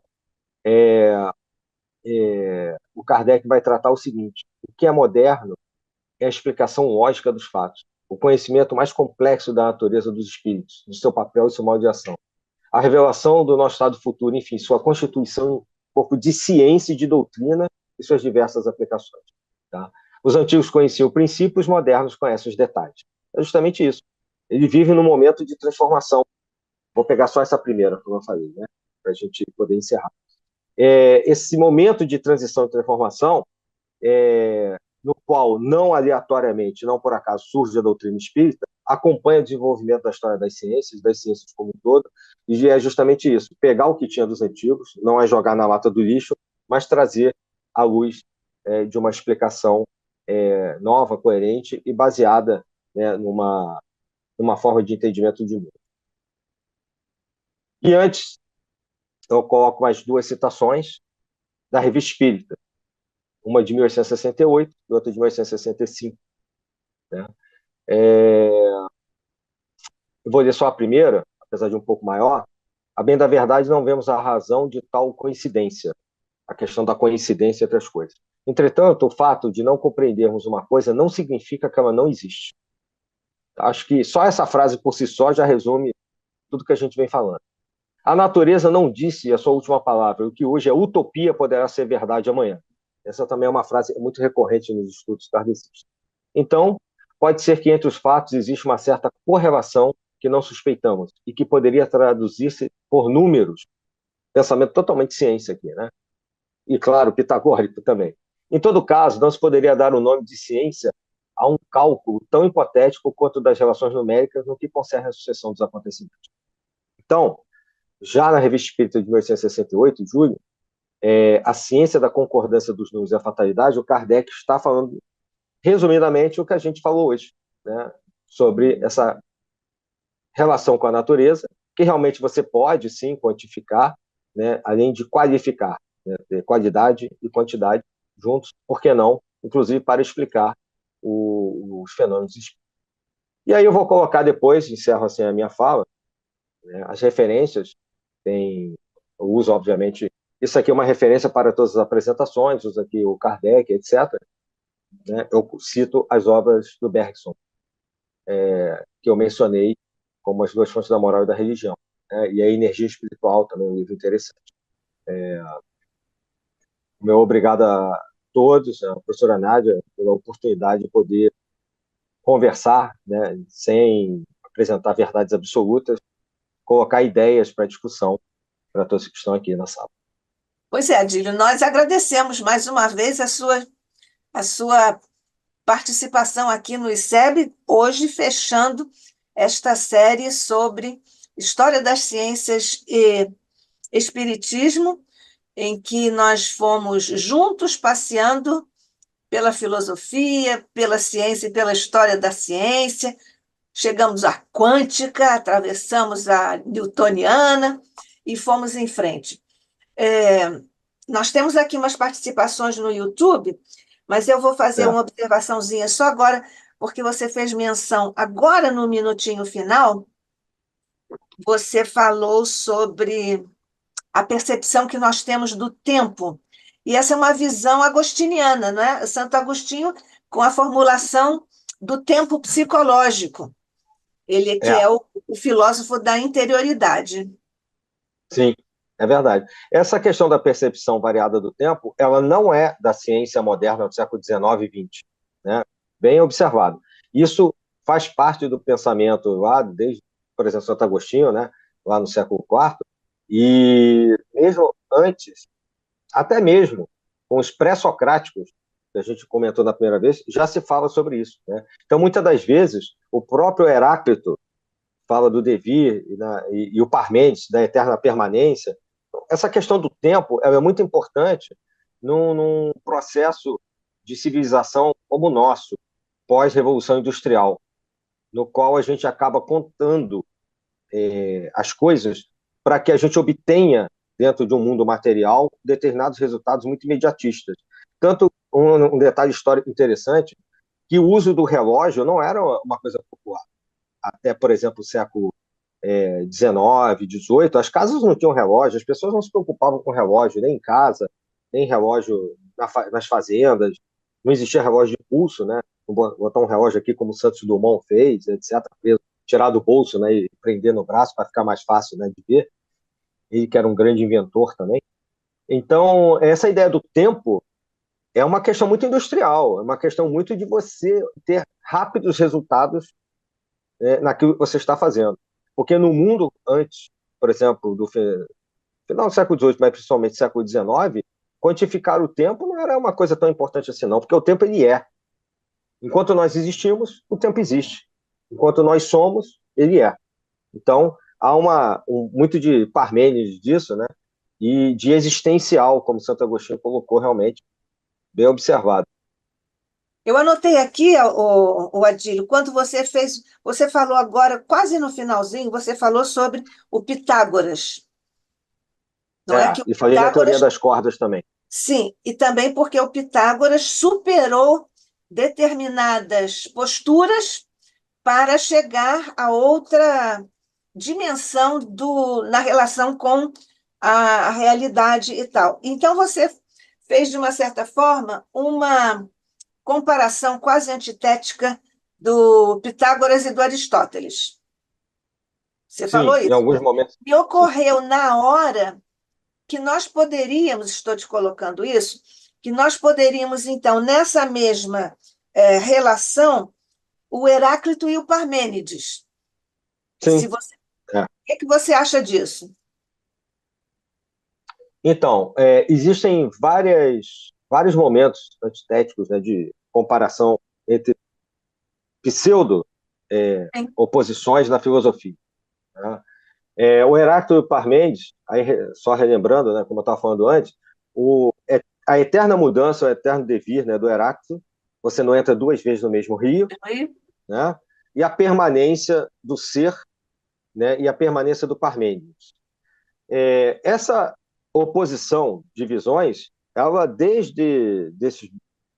dessas duas personagens lá atrás, né, mais ou menos 4 séculos antes de Cristo, até hoje se discute isso na filosofia e na academia. Até hoje. Não há uma resposta, porque, na verdade, me parece que aquilo que se mostra como aparentemente oposto, na verdade, é complementar, como aquele yin yang dos taoístas, né, dos chineses.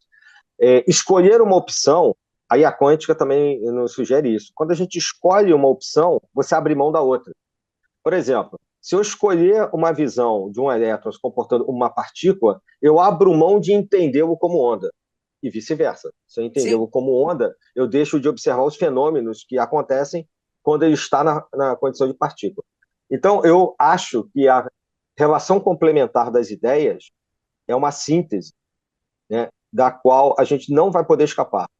Essa visão polarizada é uma visão muito ocidental, né, muito positivista mesmo, na nossa consciência, e toda essa herança que nós recebemos no século XX, XXI, né, desse passado, né, de grande construção teórica, de conhecimento, e houve um boom desse conhecimento, né, uma explosão desse conhecimento da Revolução Científica para cá, né, do Galileu, do Newton, né, do século XVII para cá, principalmente depois da Revolução Industrial. Então, eu acho que escolher uma é abrir mão de todo um mundo de explicações, né? E é justamente o que a quântica faz, né? Junta possibilidades, não determina a possibilidade. Então, ser determinista é quando você escolhe uma só variável na equação, escolhe uma posição só, né? Quando você trabalha com a possibilidade, você trabalha com todas ao mesmo tempo. Isso. Então, olha, pelo YouTube, agradecendo aqui esses que se manifestaram e todos os demais que estão conosco em ambos os planos de existência. É bom nós É. lembrarmos isso, né? O Roberto Calil Abraão, olá, bom dia para você, obrigada, volte sempre, fique sempre conosco, como, por exemplo, a Paula Eduarda Canhadas está nos desejando bom dia, a Fernanda Linhares, lá de Floripa, também dizendo bom dia, amigos, abraços de Floripa. Está me mandando um cheiro das violetas para a menina Nádia. A Paula Eduarda Canhadas, ela pergunta, Adílio, como interagem as decisões de uma pessoa em relação à decisão de outras? Como se descreve no tempo, como se descrevem no tempo as ações individuais, coletivas e suas relações? Quer que eu repita? Pode ser, pode ser. Pode Como repetir, por favor. interage, talvez em duas partes essa Isso, é questão. melhor. Como interagem as decisões de uma pessoa em relação à decisão de outras? Bom, isso é muito complexo, né? Tanto em uma pessoa quanto num conjunto de pessoas, isso é estudado profundamente até hoje, né? Porque caímos de novo na questão das possibilidades. Se você entende que a minha decisão ela é independente do mundo que me cerca, é só minha, e quando eu vou interagir com a decisão ou com qualquer fato de outra pessoa, essa pessoa também interage sozinha, eu estou fazendo um determinismo e estou isolando o sistema, que é um sistema complexo, que é o mundo todo, entre mim e o próximo, né? E eu posso ou não interagir com ela. Ou seja, numa proximidade, numa distância, usando. Aí vai depender do seu entendimento. Você pode pensar de uma maneira mais materialista, onde dependa de como eu vou interagir com ela, só de maneira mecânica, dependendo só do telefone, dependendo da proximidade, espaço-tempo e tal, ou se eu posso interagir com ela de maneira metafísica, né, telepaticamente, etc. Tal. Existem várias formas de interação dessa resposta, né? Agora, no sistema complexo, no sistema mais abrangente, todos nós nos interagimos, existe um complexo sincrônico, né, de sincronia entre todos que existem ao mesmo tempo naquele mesmo ponto do presente em que você está. Então, como é que é o nome dela? É Carla, né? Paula, não, Paula Eduarda Canhadas. Desculpa. Então, a Paula está coexistindo com a professora Nádia, comigo, com os demais que estão assistindo, ao mesmo tempo, e com todos os outros, sei lá, 7 bilhões de pessoas neste momento. Essa correlação é complexa. Se eu entender que essa correlação ela é multifacetada, ela é holística, né, ela é sincrônica, essa relação entre todos acontece como se fosse numa teia de possibilidades, né? Então, tudo que eu penso aqui, de uma certa maneira, vai reverberar no meu futuro e numa interação com o próximo. Queira esse próximo me conhecer ou não. Existe uma concepção disso, né, até do efeito borboleta, por exemplo, que trata disso, né? Ou seja, algo que eu coloque aqui, por exemplo, estou falando agora, lá na frente, em algum momento não determinado, alguém pode vir a assistir essa nossa apresentação no YouTube, agora temos essa facilidade da tecnologia, isso pode repercutir de uma maneira boa ou não, né? A pessoa pode concordar ou não com o que eu estou falando, lá na frente, isso vai formar a opinião dela. Então, eu entendo que essas correlações, elas são infinitas possibilidades, né?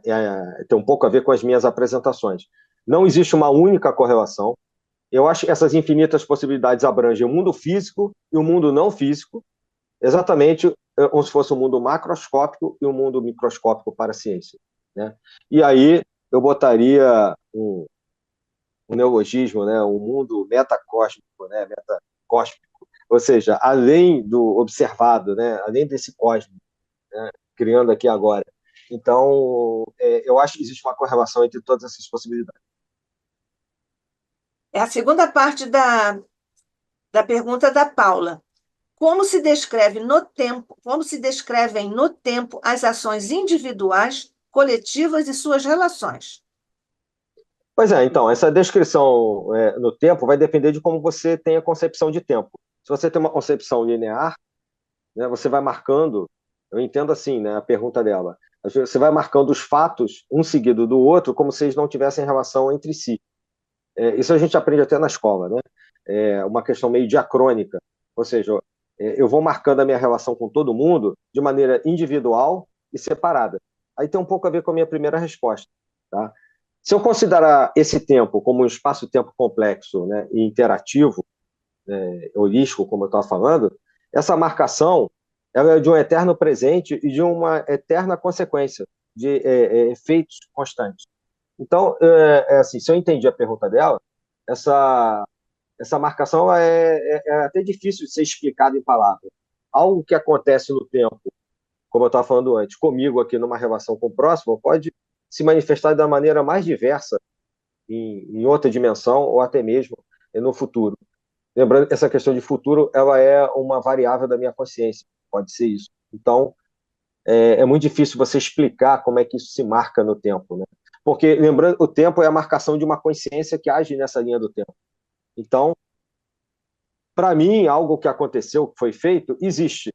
Enquanto uma outra consciência interagir comigo e ela esteja consciente daquilo que está acontecendo, vamos supor, viva, né, que seja, aquilo também vai existir para essa pessoa. Né? O que a ciência coloca, quando ela morre, esse fato deixou de existir? Ou ele continua existindo no tempo, né, independente daquela consciência estar presente aqui ou não? Essa é a grande questão, né, aprofundando filosoficamente aqui, a relação entre a ciência e a própria metafísica, não importa como você chama essa metafísica. Então, alguma coisa que aconteceu há 2.000 anos atrás, né, ela tem importância hoje, por quê? Porque eu marquei aquilo numa cronologia, né? Tenho, sei lá, os testamentos, eu tenho alguma coisa sobre Jesus, ou sobre os romanos, os judeus, etc. Mas se eu não tivesse feito isso, aquilo teria deixado de existir? Se eu não tivesse, ninguém tivesse registrado nada, o que teria acontecido com aquele evento de 2.000 anos atrás? Né? Então, essa é uma resposta que é uma pergunta, porque não tem eu acho que não tem uma resposta definitiva a essa pergunta dela. Ela é muito profunda, muito abrangente. Né? Mas eu acho que existe porque consciências interagem naquele tempo. Enquanto consciências interagirem ali, aquele fato vai continuar existindo. Que é o ostracismo dos gregos, né? Que era um dos grandes medos dos gregos, era você cair no esquecimento do tempo, o ostracismo, né? Então, ou seja, você deixaria de existir depois da sua existência. Né? Isso.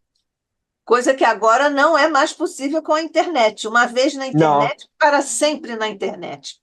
Olha, a é, Paula Eduarda Canhada está dizendo que ela está dizendo, é interessantíssimo isso que você diz, e está dizendo que explica muito a interação com outras consciências do tempo passado ou futuro. E a Fernanda Linhares está dizendo um excelente estudo. Eu concordo com você, né, Fernanda? Nós e todos aqui presentes achamos que foi um excelente estudo. Pelo YouTube, por enquanto, ninguém mais. Eu queria voltar àquela tua concepção que você fez uma referência rápida ao, ao pensamento do Voltaire como o universo sendo uma máquina, um relógio.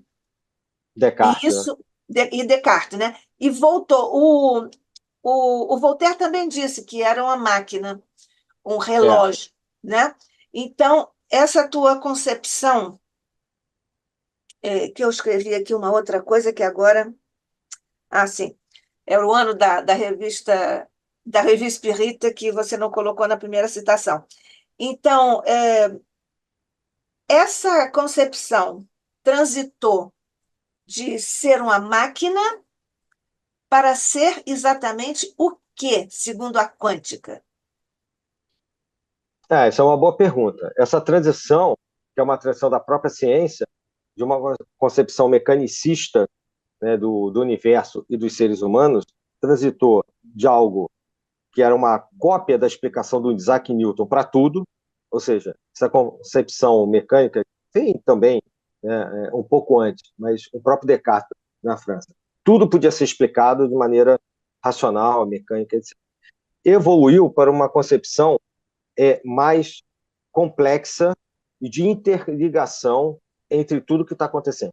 Ou seja, um fenômeno, aí tem a ver com a pergunta anterior, é como se um fenômeno não pudesse ser explicado sem que outros fenômenos estivessem acontecendo. Tá? É uma cadeia, Então, né? é uma cadeia.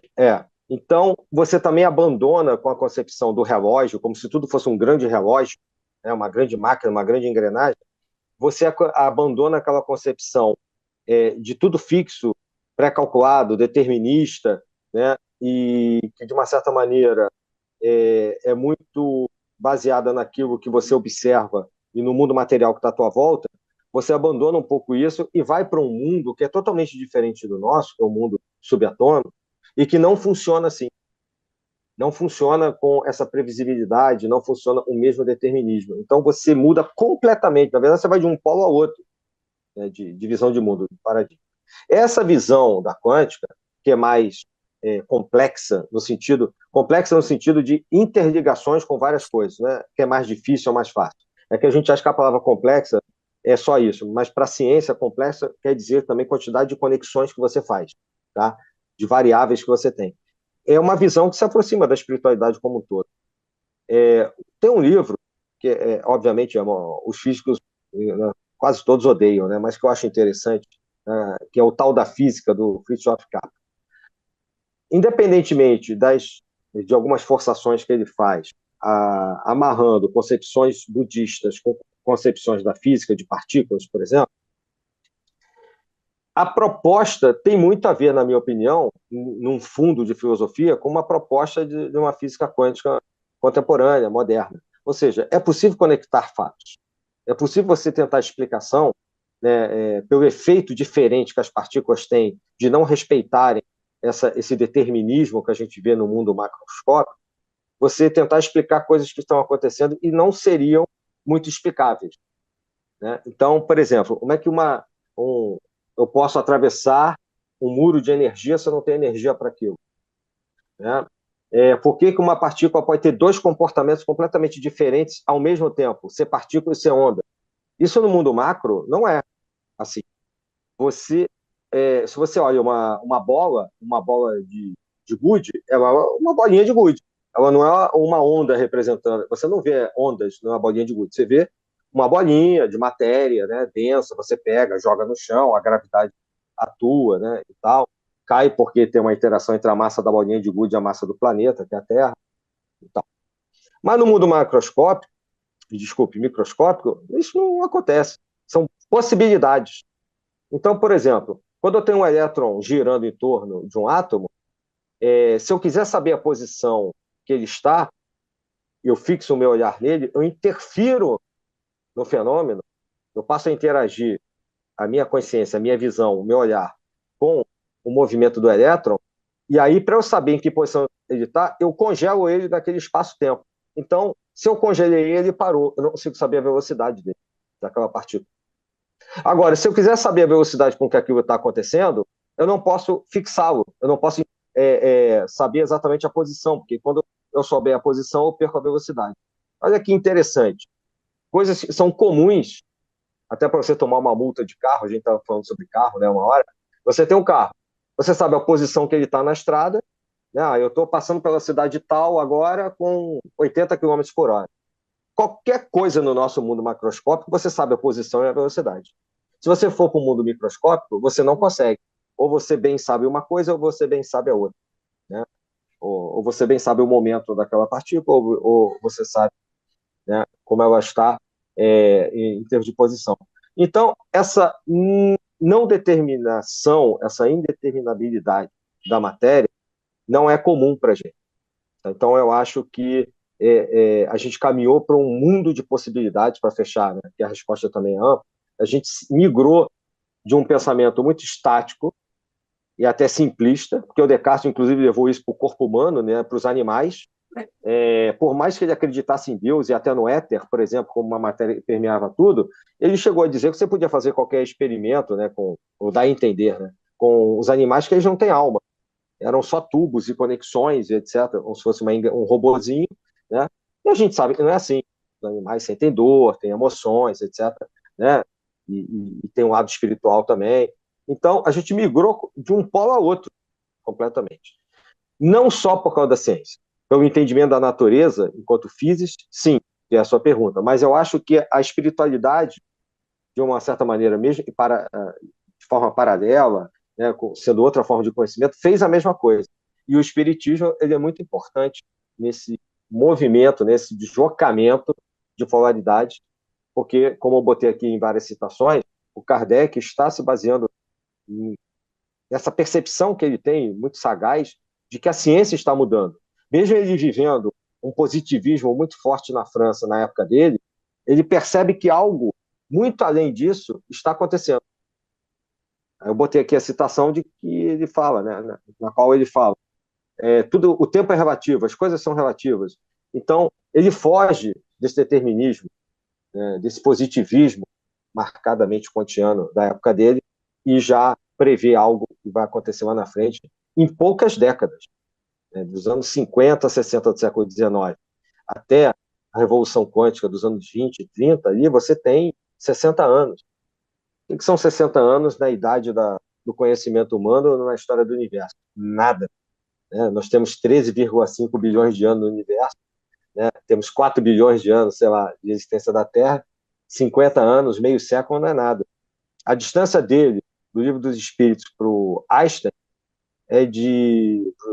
para a relatividade, na primeira relatividade do Einstein, 1905, é de menos de 50 anos. Então, é interessante essa antevisão dele, sabe? E foi o que eu tentei trazer em algumas apresentações aqui. Isto. A Paula Eduarda Canhadas, ela diz, só conhecemos quando acessamos. Basicamente é isso. Ela resumiu bem, né, melhor É. do que eu, é isso aí. Se você está em contato com o fato, você conhece. Né? Você não pode saber o que está acontecendo, por exemplo, na sua sala, se você está no quarto. Em tese, você não sabe. Né? E aquela proposta, a gente falou uma vez do gato de Schrödinger, né, da quântica. Como é que eu vou saber se o gato foi da vez passada, está vivo ou não dentro da caixa hermeticamente fechada que eu não vejo? Né? Naquele momento, para mim, ele está nas duas condições. Quando eu levanto a tampa da caixa e vou olhar o gato, eu vou saber se está de um jeito ou de outro. Aí eu determino um ponto, né, no espaço-tempo. Eu determino uma condição. Que é aquela historinha, eu acho que nesse momento também, outro encontro nosso aqui, eu lembrei a questão daquela história do sábio, que tinha um pássaro na mão e o, o seguidor, não é? O discípulo, perguntou como é que estava o pássaro dentro da mão dele, né? Ele falou, como você quiser, porque ele podia soltar ou podia matar, apertando o pássaro, né? A É Sônia isso. Lourenço apareceu, a Sônia Lourenço aqui, sabe para quê? Para dizer que são excelentes as explicações, gratidão. Obrigado, Sônia. Pois é, Sônia. Obrigada Está também a sempre Paula, acompanhando a gente. Beijo. a Floripa, lá de Floripa, a Fernanda, e ao Roberto Calil Abraão. É, nós já passamos do tempo um pouco, mas eu não resisto, porque eu gosto muito do Sir James Jeans. Uhum. Nem sou física, não, mas eu gosto muito dele, porque quando ele falou sobre o universo ser um pensamento, vale dizer, uma mind, né? Uma mente, né? Uhum. E aí nós seríamos pequenas mentes, mindings, né?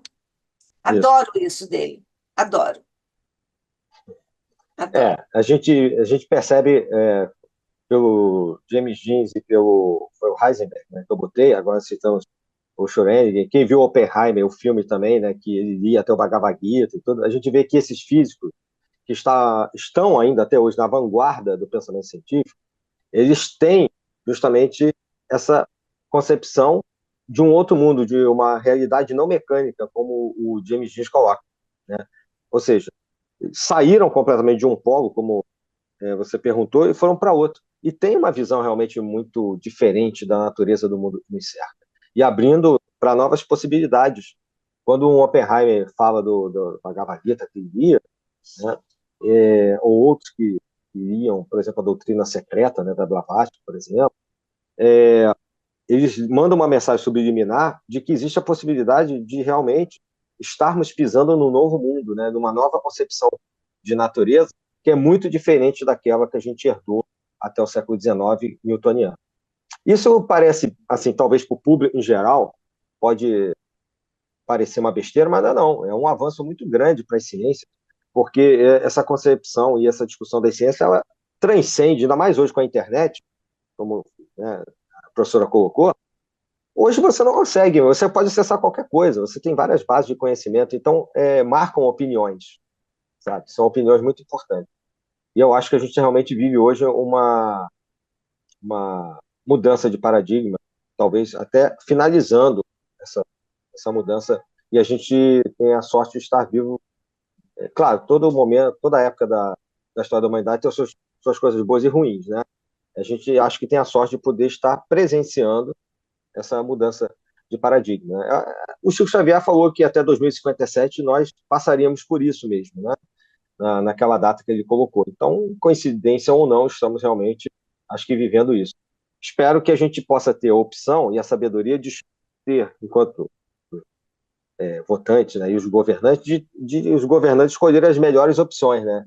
De conduzir as nações da melhor maneira possível até a segunda metade do século XXI, quando se espera que a gente esteja numa outra condição espiritual e material. Ô, Adílio, eu fico aqui pensando, mas eu gostaria de continuar aqui conversando sobre isso, mas eu entendo que, inclusive, você também tem seu tempo físico, material, pelo relógio. É, Eu sei, é, eu sei, nós não, também, tranquilo. nós todos, mas nós ficaríamos aqui. Mas para encerrarmos este momento, nós estamos diante de uma grande revolução na história do pensamento, da vida, das nossas concepções todas. Você, em que razão você colocaria a grandeza, em ordem de grandeza, a revolução industrial que foi para a matéria e agora essa revolução desses físicos, aspas, espiritualistas ou espiritualizados, no momento fazendo esta grande revolução? Em que ordem de grandeza você colocaria isso? Uma para a matéria e outra para não matéria? Para o espírito? Eu colocaria assim. Eu acho que a Revolução Industrial ela foi a maneira pública que se materializou na uma maneira social que o pensamento das ciências mecânicas se tornou realidade para a população como um todo. Ou seja, saiu do laboratório, do Newton, dos livros, né, de todos esses pensadores que a gente citou ao longo desses meses todos, tendo o Newton ali, a física mecânica como seu grande paradigma, né, Voltaire, Descartes, todos esses caras, né, o Voltaire tinha no Newton ali uma referência quase, né, ele era ateu e até quase como um deus para ele, né, mal comparando. Então, a Revolução Industrial, para mim, foi a materialidade social desses princípios da física, tá?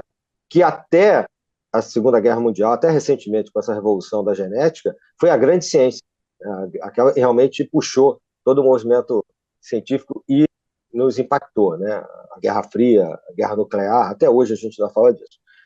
E a revolução de hoje, a revolução da informação, né, que leva também a uma revolução quântica, eu acho que ela já está num outro nível muito mais profundo que abrange a consciência, sai só do social, e eu acho que está numa ordem de grandeza, num outro patamar maior, porque sai dessa questão só do mecanicismo, da indústria, da produção, né, de que os corpos e a materialidade podem ser usados de qualquer maneira, e vai para uma outra dimensão, uma dimensão daquilo, de você aceitar que você não vê, de você desenvolver tecnologias, de você ver o resultado, mesmo que seja imponderável aquilo que faz essa tecnologia funcionar, como a questão do tempo não ser absoluto que faz o GPS, um simples aplicativo de carro funcionar, né? Precisa do GPS da relatividade para isso funcionar.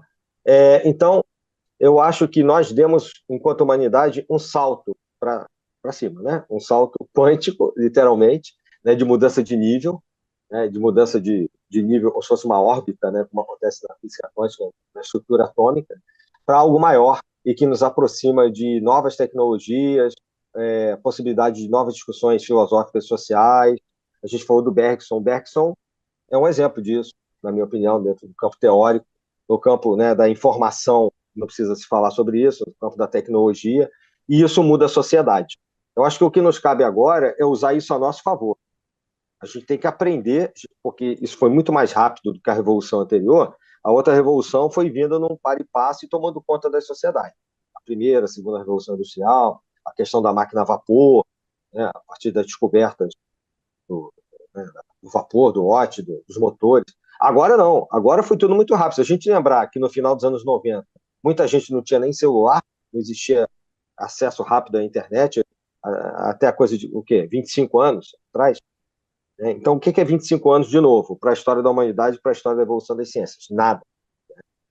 Então, eu acho que agora o que a gente tem que aprender é a lidar com responsabilidade com tudo isso que a gente adquiriu de conhecimento e que realmente está no novo nível, né, numa outra ordem de grandeza maior. E que vai poder facilitar a nossa descoberta, não só do mundo material, mas do mundo espiritual também. Tem tudo para facilitar. Só espero que a humanidade tenha sabedoria para usar isso de maneira consciente e favorável, porque é um mundo que se descortina. Hoje a gente já está falando de computadores quânticos, ou seja, você apertou o botão de ligar o computador, automaticamente, na velocidade da luz, que para nós é muito mais rápido que um piscar de olhos, todos os programas já estarão carregados na sua tela. Não precisa esperar o computador ligar, carregar o Windows, carregar não sei o quê. Ou seja, para nós, que funcionamos em baixíssimas velocidades, a velocidade da luz, 300 mil quilômetros em um segundo, é absurdo, né?